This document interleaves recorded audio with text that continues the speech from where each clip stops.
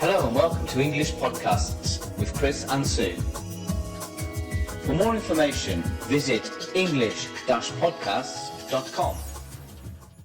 Hi Sue. Hi there, Chris. So I was talking with a learner this morning, and this is something that comes up a lot. We were talking about a podcast that we did recently about how to stay motivated learning English, and one of the points that we spoke about on there was actually speaking language every day.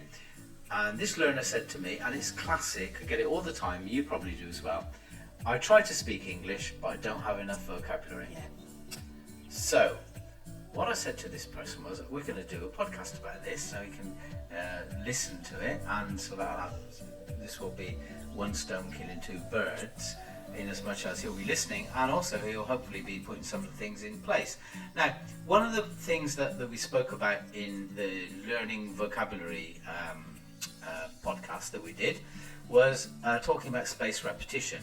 And in that, people can, first of all, we'll go to the fact that vocabulary is pretty much useless for beginners, at least, as unique standalone words. So what they should be learning is whole phrases or sentences, so they can, so they're not scrabbling about looking for the other stuff. Absolutely, yeah.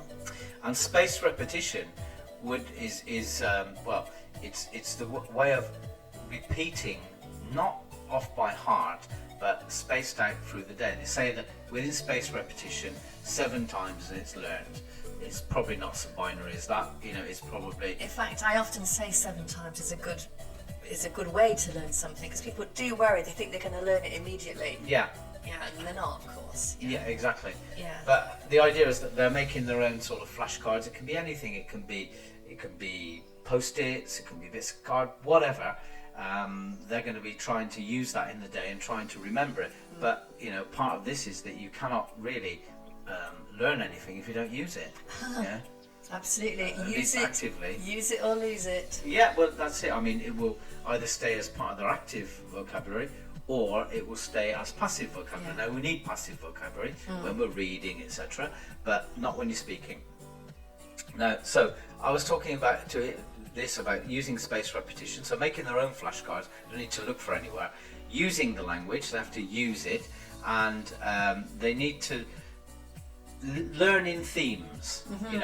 I often hear people that when I'm setting objectives with learners, say, what do you need to work on? And they say, I need to improve or increase my general vocabulary. Yes. Now, general vocabulary can be anything. I remember a friend of mine who used to say, well, general vocabulary for a vet could be, the illnesses of dog's paws, but it's not very general vocabulary.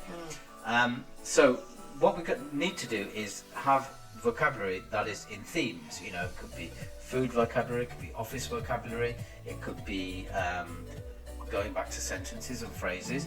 It could be anything to do, but it's got to have a target. A language has a function. Yes. It has a use. Yes. So this absolutely agree. And one of the awful things I see, in French schools, is all the children have a little booklet with A, B, C, D, and they have to write the word if it begins with A or B or C. And the problem is, people, when they write something, they think they've learnt it, and they clearly haven't.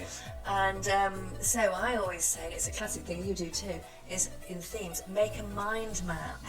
And it's again grouping ideas together, and also a mind map, I think, makes you think of other words that you might generates, need. Doesn't it? Yeah, it does generate a lot. Yeah. But what a lot of people do is they translate. Translate actually shuts it down. So I always say to people, have French learners, for example, have a French-English dictionary for those that you will never find. Like, for example, behind you there's a door, there are hinges, you'd never find that. So you would look for that charnier or whatever, but then use English, and you'll find that, in fact, hinge can be a noun, such as on the door, but it can also be a verb, for example, and it actually opens it up. So try to use a mono-language, English to English, as often as possible. And as you said, if you don't use it, you can't remember it or learn it. It's gone. It's passive. It's useless. So you're wasting your time. So don't waste your time.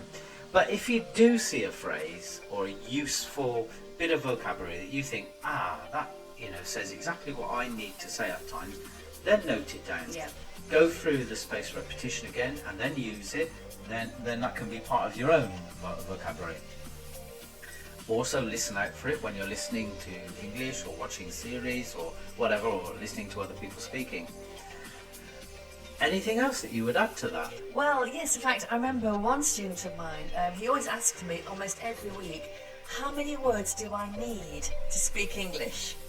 Well, this is a problem because in as much as there are applications and there are websites that talk about the 1,000 or the 100 or whatever essential words to speak English.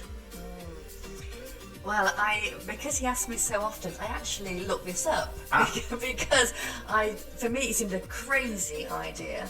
But as he was insistent on it, and as you say, there were lists of 100 words or 1,000 words, and really it was a waste of his energy. Sure. To think of that, and even take the word table, for example. You know, it can be a noun. Yeah. It could be a verb. Yeah. You know, and it just seemed completely pointless. Exactly. I mean, this is the thing. That when people hear this, how many words do you need? I mean, you can have 100 useful words or 100 totally useless words. You know, you've got to use the words that are going to be useful for you. Yes. You're going to be able to use. If you don't use, as we keep saying, you will never learn anything. But the thing is, I mean, I'll go back to the question. It says, I try to speak English, but I don't have enough vocabulary. My question should have been to him, well, what are you doing about that? Yeah. So if you're listening, you Listener. know who you are. Well, I hope it helps. Thank you. We hope you enjoyed today's podcast. Join us again at english-podcast.com and subscribe to our podcasts on iTunes. And if you have an idea for a podcast or a blog, please get in contact with us through the site at english-podcasts.com.